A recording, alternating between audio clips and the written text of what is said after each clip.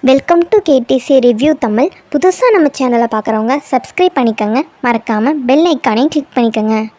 இன்றைக்கி நாம் ஏற்கனவே பார்த்துட்டு இருந்த மாடர்ன் ட்ராமாவோட 13வது எபிசோட் தான் பார்க்க போகிறோம். இந்த எபிசோடோட ஸ்டார்டிங்கில் நம்ம லீயை தான் காட்டுவாங்க. நேற்று நைட்டு ஃபுல்லாக ஷியா வீட்டுக்கு வரல, அதனால் ஆஃபீஸில் இருக்கலாம்னு செக் பண்ணுறதுக்காக ஆஃபீஸ்க்கு வருவார். வந்து பார்த்தா ஷியா ஆஃபீஸில் தான் தூங்கிட்டு இருப்பாங்க. அவங்கள பார்க்கும்போது அங்கே ஃபுல்லாக பக்கத்தில் போர்டில் அந்த டீட்டெயில்ஸ்லாம் கலெக்ட் பண்ணியிருப்பாங்கள்ல, எந்த அளவுக்கு ரெஸ்பெக்டாக டெடிக்கேஷனோட தன்னோட வேலையை பார்க்குறா அப்படின்ற மாதிரி சொல்லிட்டு இன்னும் இவர் கொஞ்சம் மரியாதை தான் நம்ம ஷியா மேலே வரும். அது மட்டும் இல்லாமல் ரொம்ப நேரம் இப்படி தூங்கிட்டே இருந்தானா அவளுக்கு முதுகு வலி வந்துடுமே, வீட்டுக்கு போய் படுக்க சொல்லலான்னு சொல்லிட்டு ஷிவா எழுப்பி விட்டு, நீ ரொம்ப நேரம் இங்கேயே தூங்கிட்டு இருக்க, வீட்டுக்கு போய் ரெஸ்ட் எடு, நான் கூட உன்னை ட்ராப் பண்ணுறேன், நாளைக்கு வேணால் ஆஃப் டேலியே எடுத்துக்கிறியா அப்படின்ற மாதிரி கேட்கும்போது, இல்லை ஆல்ரெடி டைம் காலை 5 மணிக்கிட்ட வரப்போகுது, இப்போ போயிட்டோம்னா சரிப்பட்டு வராது, அதனால் வேணாமே அப்படின்ற மாதிரி சொல்லுவாங்க. ஏன் அப்படி சொல்கிறேன்னு கேட்கும்போது, காலையில் எனக்கு ஒரு ப்ரெசன்டேஷன் இருக்குது, டேரக்டர் ஃபேங் சொல்லியிருக்காங்க, அதை வேறு முடிக்கணும்ல அப்படின்ற மாதிரி சொல்லுவோம். சரி அப்படியே இருந்தாலும் என்னப்பா, நான் வீட்டுக்கு விட்டோன்னே உன்னை ஃபாஸ்ட்டாக கூட்டு விட்டுருவேனே, கொஞ்சம் வீட்டில் படுக்கிறா அப்படி இருக்காதுன்னு கேட்கும்போது, இல்லை இங்கே செக்யூரிட்டிஸ் கேமரா வேறு இருக்குது, ஆஃபீஸில் நம்ம 2 பேர் க்ளோஸாக இருக்கிறத பார்த்தா காசிப்ஸ் வரும்ல, அதனால தான் யோசிக்கிறேன் அப்படின்ற மாதிரி சொல்லும்போது, ஓகே மேடம், நீங்கள் அந்தளவுக்கு டிஸ்டன்ஸ் மெயின்டைன் பண்ணுறீங்கன்னா நானும் ஃபோர்ஸ் பண்ணலை, நீங்கள் படுத்து தூங்குங்க, என்ன வேணால் பண்ணுங்கள் அப்படின்ற மாதிரி சொல்லிட்டு லீ கோச்சிட்டு அங்கேருந்து போயிடுவார். லீ போனவருக்கு செம்ம டென்ஷன் ஆயிரு, வீட்டுக்கு போக மாட்டார். அவர் அப்செட்டாக போயிட்டு அவரோட ஆஃபீஸ் ரூமில் இருக்க சோஃபாவில் படுத்து தூங்கிடுவார்.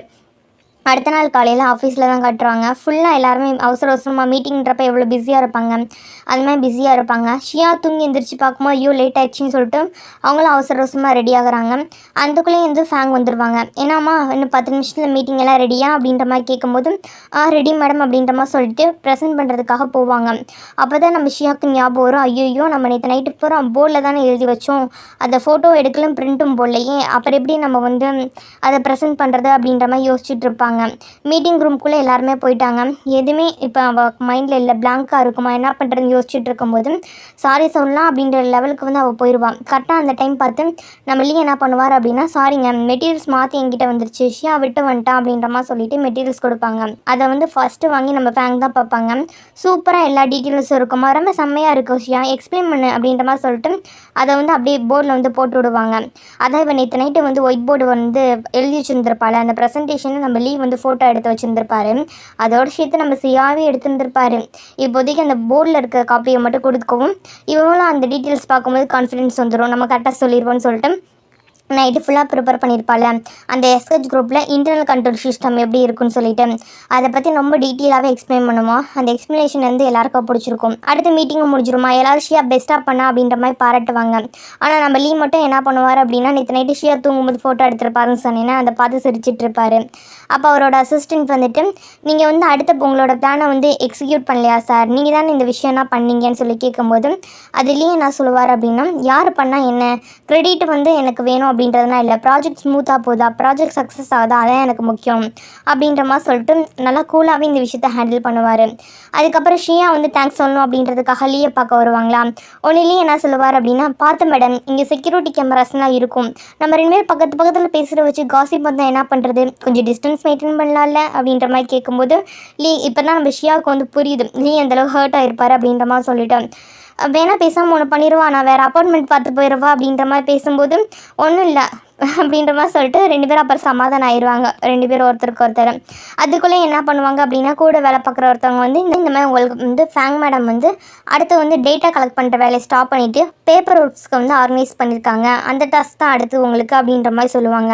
இந்த விஷயத்த நான் ஷியா கூட சேர்ந்து நம்ம லீயும் கேட்டுட்டு இருப்பார்ல, உடனே அவர் அட்வைஸ் பண்ணுவார், இங்கே பாரு உன்னை ஃபேங் மேடம் வேணும்னே பேக்எண்ட்லேயே வச்சுக்கணும்னு சொல்லி நினைக்கிறாங்க, நீ ஓப்பனாக போய் பேசின அப்படின்னா மட்டும்தான் நீ ஃப்ரெண்டுக்கு போக முடியும், அப்படி இல்லை அப்படின்னா உன்னோட டேலண்ட் எல்லாம் வேஸ்ட் ஆகிற மாதிரி தான் இருக்கும், அதனால் பார்த்துக்கோ அப்படின்ற மாதிரி சொல்லிட்டு கூப்பிட்டு போயிட்டு அவங்க என்ன பண்ணுறாங்க அப்படின்றத ரொம்ப டீட்டெயிலாக சொல்லும்போது அப்போ ஷியா கேட்பாங்க, அவங்க எங்களை யூஸ் பண்ணுறாங்கன்னு சொல்கிறீங்க, அப்போ நீங்கள் என்னை யூஸ் பண்ணலையா, நீங்கள் தானே அந்த ரிசர்ச் ரிப்போர்ட்டை என்னை ஹெல்ப் பண்ணுற மாதிரி ஹெல்ப் பண்ணி எங்கள் கம்பெனி மாட்டி விட பார்த்தீங்கன்னு சொல்லும்போது அதுக்கு நம்ம ஹீரோ என்ன சொல்லுவார் அப்படின்னா, நீ பைத்தியமா, இது கார்ப்பரேட் உலகம், நீ என்ன நினச்சிட்ருக்க, இது ஃபேரிட்டேல் நினச்சிட்ருக்கியா, நீ நினச்சதெல்லாம் நடக்கும்னு சொல்லிட்டு ஒருத்தவங்க மற்றவங்களை யூஸ் பண்ணிக்க தான் பார்ப்பாங்க, நான் உன்னை என்னம்மா யூஸ் பண்ண பார்த்தேன், நீ கரெக்டாக யோசிச்சு பாரு, உனக்கே தெரியும், நான் உனக்கு இந்தளவுக்கு சொல்லிக் கொடுத்துருக்கேன், நீ எப்படி கரெக்டாக எடுத்துக்கணும்னே தெரில, இந்த இன்வெஸ்ட்மெண்ட் பேங்கிங் அப்படின்றது நீ எந்தளவுக்கு வந்து ப்ராப்பராக இருக்கிற அலர்ட்டாக இருக்கன்றதை பொறுத்து தான் வந்து போகும்.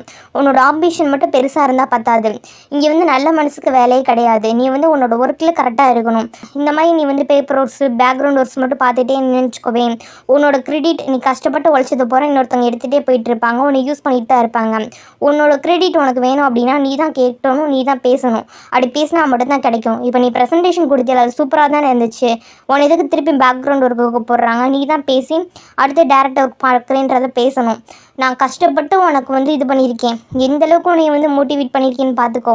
உனக்கு இதில் விஷயம்னா நான் சொல்லித்தரதெல்லாம் யூஸ் பண்ணிவிட்டு நீ நல்லாவே பண்ணியிருக்க. இன்னும் இம்ப்ரூவ் ஆகணும் அப்படின்னா நீ தான் பேசி ஆகணும் அப்படின்ற மாதிரி சொல்லும்போது அதுக்கு நம்ம ஷியாவும் ஆமாம் நீங்கள் சொல்கிறது சரி தான், நான் வந்து இந்த விஷயத்தில் யோசிச்சு பார்க்கலையா அப்படின்ற மாதிரி சொல்லும்போது இப்போ ஒன்று பண்ணு, ரெண்டில் டிஸ்கவுண்ட் கொடு, சாப்பாடு வேறு நீயே சமைச்சு கொடுக்குறீல அதுக்கும் டிஸ்கவுண்ட் கொடுத்த அப்படின்னா நான் வந்து இன்னும் உனக்கு வந்து டீச்சராக இருந்துட்டு உனக்கு இன்னும் நிறைய விஷயங்கள் வந்து கைட் பண்ண சொல்லித்தரேன், என்ன ஓகேவா அப்படின்ற மாதிரி கேட்கும்போது ஒரு மாதிரி காமெடி பண்ணாதீங்க அப்படின்ற மாதிரி சொல்லிவிட்டு நான் போய் டேரெக்டாக ஃபேங் மேனர்கிட்ட பேசுகிறேன்னு சொல்லிட்டு ஷியா டேரெக்டாக போயிட்டு ஃபேங் மேனர்கிட்ட பேசுவாங்க.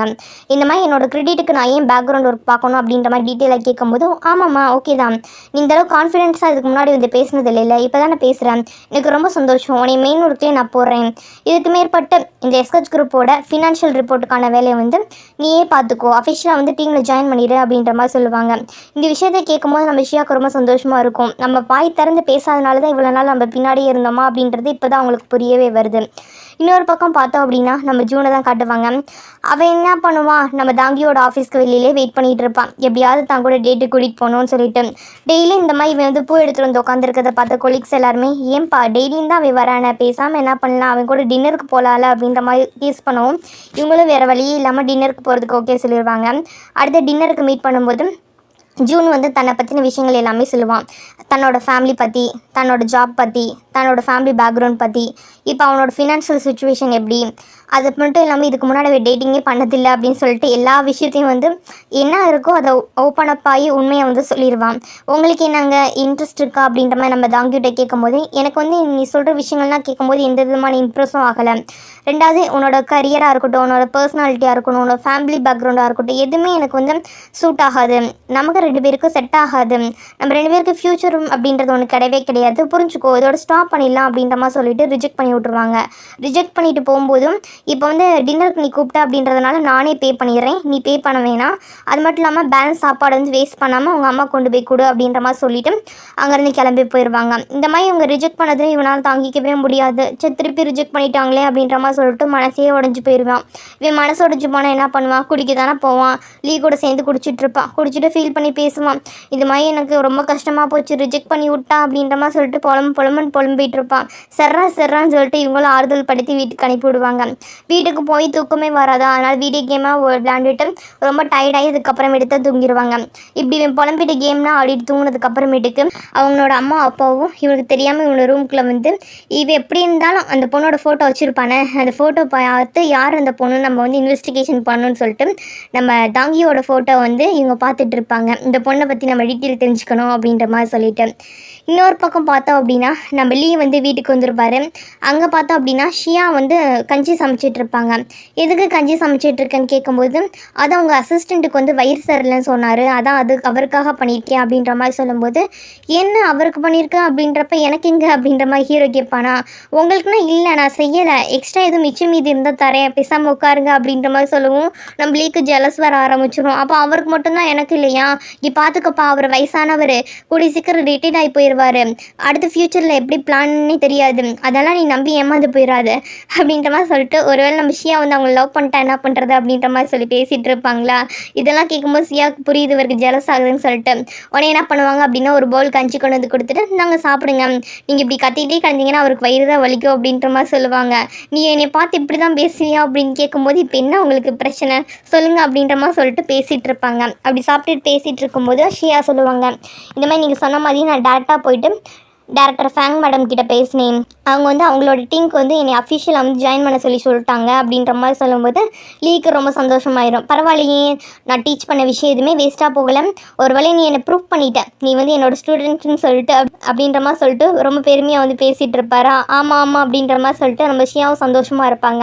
ஷியா சந்தோஷமாக இருக்கும்போதே அவளை வேலை வாங்கிடணும்னு சொல்லிட்டு நான் உங்ககிட்ட ஒன்று சொல்லணும் அப்படின்ற மாதிரி சொல்லுவார். என்னன்னு சொல்லி கேட்கும்போது, இங்கே பார்த்தியா, இந்த காசு இருக்கிற வரைக்கும் நீ எனக்கு சமைச்சு போடுவியா, எனக்கு உன்னோட சாப்பாடு சாப்பிட்டு எனக்கு வந்து ஒரு மாதிரி பழகி போச்சு, ஆனால் நீ எனக்கு மட்டும் பர்சனல் செஃபாக இருக்கியா அப்படின்ற மாதிரி கேட்கும்போது நம்ம ஷியா ஓகே சொல்லிடுவாங்க. ஓகே, ஒன்றும் பிரச்சனை இல்லை அப்படின்ற மாதிரி சொல்லிட்டு இப்படி 2 பேர் ஃபுல்லாக டிஸ்கஸ் பண்ணிகிட்டு இருப்பாங்க. அன்றைக்கி நைட் இப்படி சந்தோஷமாக போயிடும். அடுத்த நாள் காலையில் ஆஃபீஸில் தான் காட்டுவாங்க. எப்பயும் போல தான் இவங்க வேலை பார்த்துட்டு இருக்கும்போது அந்த ப்ரொஃபஷ்னலாக இவங்க கிண்டல் பண்ணிக்குவாங்களா, அதெல்லாம் போயிட்டுருக்கும். அப்போ வந்து இவங்களுக்கு வந்து ஃபேங் மேடம் கிட்டேருந்து வந்து ஒரு முக்கியமான விஷயம் வந்து சொல்லுவாங்க. என்ன அப்படின்னா, அடுத்து இந்த எஸ்ஹெச் குரூப் இருக்குது பார்த்தீங்களா, அவங்க வந்து முக்கியமான சப்ளையை வந்து ஒரு கம்பெனிட்டு வந்து எடுக்க போகிறாங்க. அந்த கம்பெனிக்கான மீட்டிங்கை வந்து லீயும் தான் ஹேண்டில் பண்ணணும் அப்படின்ற மாதிரி சொல்லிட்டு ஹைஜீன் குரூப் சார்பாக நம்ம ஹீரோயினையும் லீயை வந்து அவங்க குரூப் சார்பாகவும் வந்து அரேஞ்ச் பண்ணியிருக்கோம் அப்படின்ற மாதிரி சொல்லுவாங்க. சரின்னு சொல்லிட்டு நம்ம ஷியா என்ன பண்ணுவோம் அப்படின்னா, அந்த ஃபைல்ஸ்லாம் வாங்கி யார் யார் வரா அப்படின்ற மாதிரி டீட்டெயிலாக வந்து பார்க்கும்போது சேர்மன் வரலையா, சேர்மனுக்கு பதிலாக அவங்களோட புது அசிஸ்டண்ட்டான லில்லின்ற பொண்ணு தான் வராங்க அப்படின்ற மாதிரி போட்டிருக்கோம்.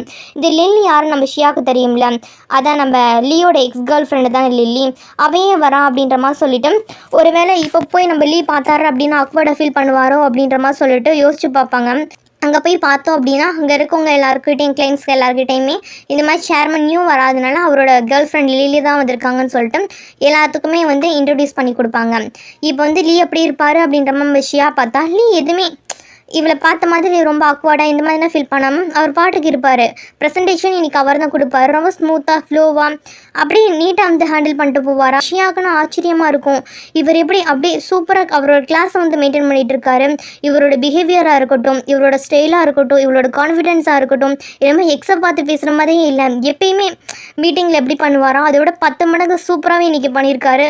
யார் பார்த்தாலும் இம்ப்ரெஸ் ஆகிற மாதிரி பண்ணியிருப்பார். இதை பார்க்கும்போது அந்த லில்லி பொண்ணுக்கு தான் ஒரு மாதிரி வைரேறிய போகுது அப்படின்ற மாதிரி சொல்லிட்டு நம்ம ஹீரோயின் வந்து பார்த்துட்டு இருப்பாங்க.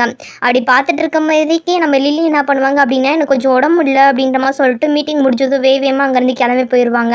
அவங்களுக்கு வந்து கொஞ்சம் நம்ம ஹீரோ விட்டது வந்து ஒரு மாதிரி கில்ட்டியாக தான் இருக்கும்.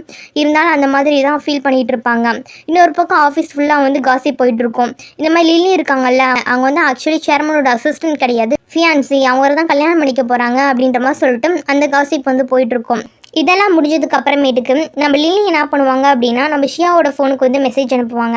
மெசேஜ் அனுப்பிட்டு லீ எப்படி இருக்காரு, என்னை பற்றி எதுவும் பேசுகிறாதா அப்படின்ற மாதிரி சொல்லிட்டு ரொம்ப ஆர்வமாக இன்ட்ரெஸ்ட்டாக வந்து கேட்டுட்டு இருப்பாங்க. ஏன்னா ஆஃபீஸில் மீட் பண்ணதுக்கு ஏதாவது ஒரு ரெஸ்பான்ஸ் இருக்கான்னு தெரிஞ்சுக்கணும் அப்படின்ற மாதிரி சொல்லிட்டு அதுக்கு ஷியா டைப் பண்ணலாம் அப்படின்ற மாதிரி சொல்லிட்டு வருவாங்களா. அதுக்குள்ளேயுமே இன்னொரு மெசேஜ் வந்து அவங்க கேட்டிருப்பாங்க, நீ எது லீயை லவ் பண்ண ஆரம்பிச்சிட்டியா அப்படின்ற மாதிரி சொல்லிட்டு. ஏன்னா ஒரே வீட்டில் இருக்காங்கன்றது தெரியும்ல. இந்த மாதிரி அவங்க மெசேஜ் பண்ணிகிட்டு இருக்கும்போது பக்கத்தில் லீ இருப்பார். இந்த மெசேஜ் எல்லாத்தையும் படித்தவர் என்ன பண்ணுவார் அப்படின்னா, நம்ம ஷியா கையிலேருந்து ஃபோனை பிடிங்கிட்டு இங்கே கூட அப்படின்ற மாதிரி சொல்லிட்டு நானும் இதுக்கு ரிப்ளை அனுப்புகிறேன்னு சொல்லிட்டு லீயை வந்து எனக்கு ரொம்ப பிடிக்கும், அவர் ரொம்ப பார்க்க ஹேண்ட்ஸமாக இருப்பார், எல்லா விஷயத்துலையும் ரொம்ப நல்லா ஹெல்ப் பண்ணுவார், வீட்டு வேலைனா கூட ஹெல்ப் பண்ணுவார், அவர் எது பண்ணாலும் ஸ்மார்ட்டாக தான் இருப்பார் அப்படின்ற மாதிரி சொல்லிட்டு ரொம்ப வந்து புகழ்ந்து எழுதிட்டு இருப்பாங்களா. இதெல்லாம் பார்த்துட்டு இருக்க ஷியா கடுப்பாயிரும், என்னடா பண்ணிட்டு இருக்க நீ இப்படின்னா எழுதுனீங்கன்னா நான் உன்னை லவ் பண்ண மாதிரி இல்லை அந்த பிள்ளை நினச்சிக்கும், ரொம்ப ஓவராக தானே பண்ணுற, கடுப்பேத்தாதடா அப்படின்ற மாதிரி சொல்லிட்டு திரும்பி ஃபோனை பிடுங்குவாங்களா. இப்படி 2 பேருமே ஒருத்தர் மாற்றி ஒருத்தர் அந்த ஃபோனை பிடிங்கி மெசேஜ் டைப் பண்ணுறேன் அப்படின்ற மாதிரி சொல்லிட்டு எழுதிட்டு இருக்கும்போது 2 பேரும் ஒருத்தருக்கு ஒருத்தர் மோதிக்கும் போது ரொம்ப க்ளோஸாகவும் இருப்பாங்களா. அப்படியே க்ளோஸாக இருக்கிறதோடய இந்த எபிசோட் வந்து முடிக்கிறாங்க. இதோட என்ன ஆகுது அப்படின்னா இந்த எபிசோட் வந்து முடியுது. அடுத்து என்ன ஆகும் அப்படின்றத அடுத்த வர எபிசோடுகளில் வந்து பார்க்கலாம்.